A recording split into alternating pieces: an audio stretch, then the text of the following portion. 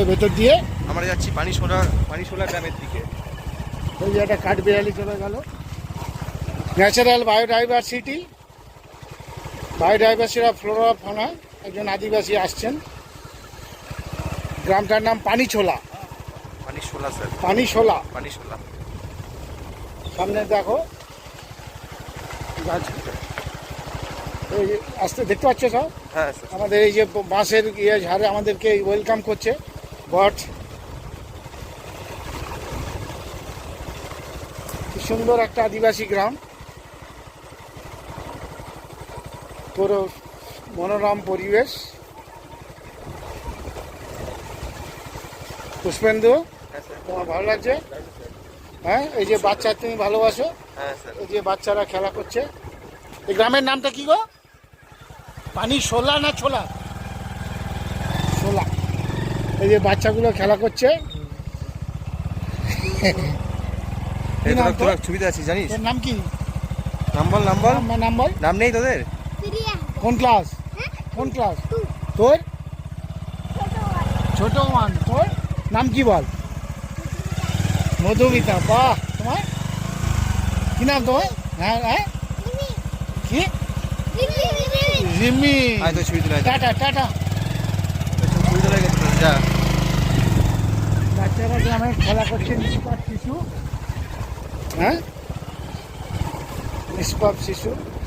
একটা ইয়ে দেখো, অ্যানিম্যাল হাজবেন্ডারি একদম। এটা হচ্ছে পুরো কি গাড়ি শুয়ে আছে। হ্যাঁ, পুরো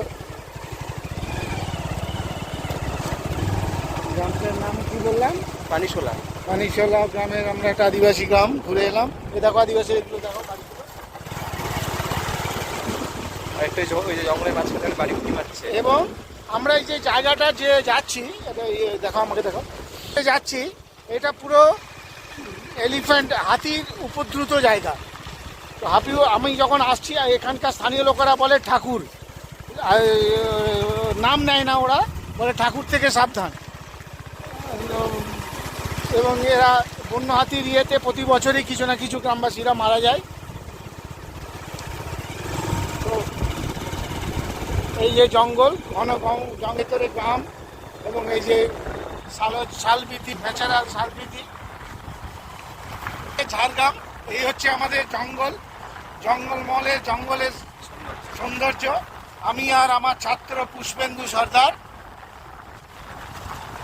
মনোরম সবুজাব দৃশ্য উপভোগ করতে করতে সামনের দিকে ঝাড়গ্রামের দিকে এগিয়ে চলেছি আমরা। আজকে আমার আরেক ছাত্র শ্রীমান মঈনুদ্দিনের সোয়িং চলছে। তো সেই সোয়িংয়ের বীজ হঠাৎ কম পড়ার জন্য আমরা মানিকপাড়া গিয়েছিলাম বীজ আনতে। তো আমার এই সৌন্দর্য যে আমরা দুই পুরো শিষ্য দেখছি, সেটা আমার মনে হলো আপনাদেরকেও এই আমাদের আনন্দের ভাগিদার করি, যার জন্য এই ভিডিওটা আমার ছাত্র উৎসাহ নিয়ে করছে। অনেক ধন্যবাদ পুষ্পেন্দু। স্যার আপনাকেও।